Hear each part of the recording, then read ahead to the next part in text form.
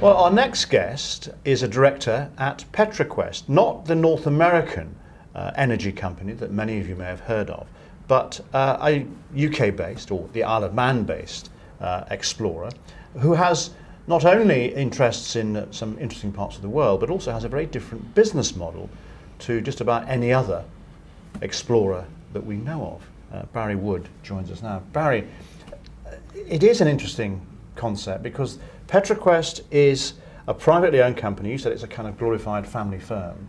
What's a glorified family firm doing exploring in parts of the world like Syria and Egypt and Tanzania?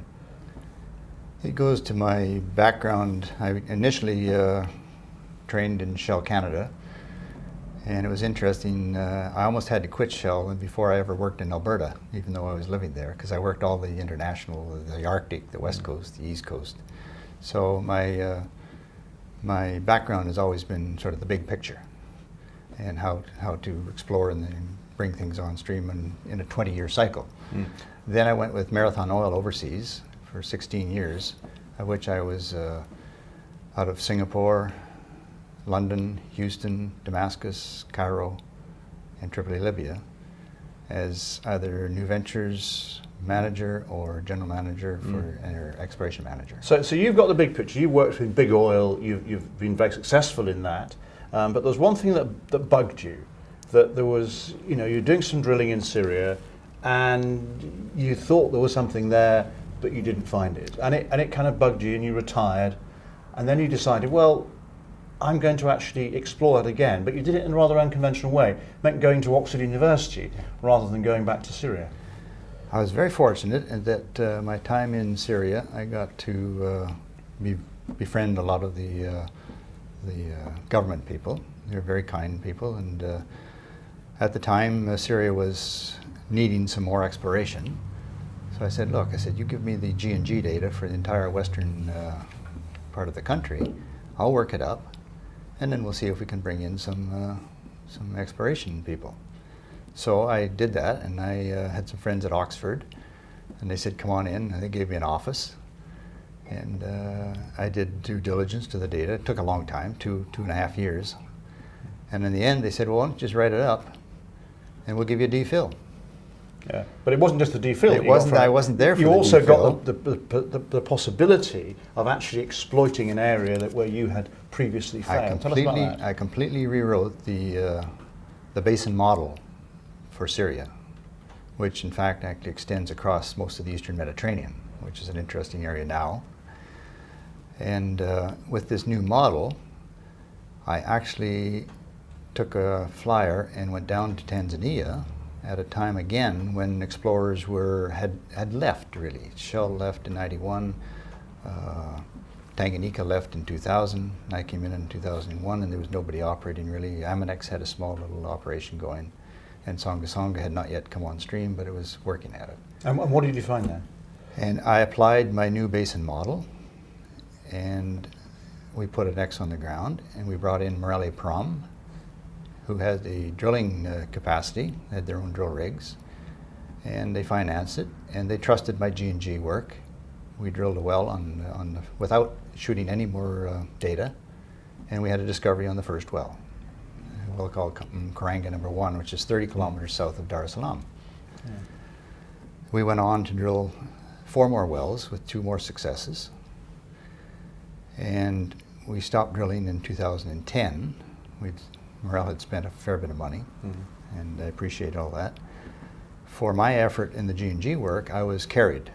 So this is part of the business model. Yeah, because you said you're not in it for the money. Well, so what are you in it for? I'm interested for, as you say, maybe the legacy. I enjoy the work. I love the tectonics, the big picture. And not only that, I love actually applying it, because this is one of the bugbears of our industry, actually, to apply the big picture down to the actual prospect level. It's very difficult. And I think I found a secret to do that. So how successfully has it been as a strategy so far? In terms of, I mean, obviously you're not in it for the money, but you've got some money out of it. How's the company doing? Well, okay, what we do is we actually have success bonuses along the way. Now, always success is the key word. So when we get the contracts signed, when we make our first discovery. We get these small bonuses. That keeps us going. But really we're in it for the long term with a carried interest. We have 12.5% carried interest in Syria, where we drilled a stratigraphic well there and proved a huge extension of the Palmyra base, the gas-bearing basin of Syria. I have a net profits interest in a block in North Sinai, again where we have multi-TCF prospects. Now obviously Syria and Egypt are on hold. Mm-hmm. But Tanzania, as I said, we went ahead and we drilled the 5 wells, got 3 discoveries. And then we've had to sit and wait because there's no market. And that's one of the downsides, you might say, of this MO. These are the method of operation. But then it is for the future, and it's basically not to make a quick buck, it's for the long term. That's correct. That is correct.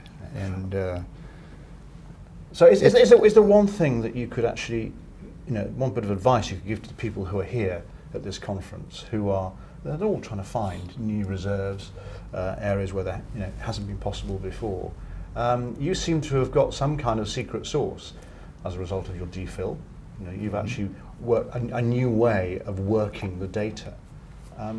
In a nutshell, what is it? I think I heard today, and I can't remember who said it. Somebody said, believe in the data, not in the assumptions. And that's what I say, the same thing.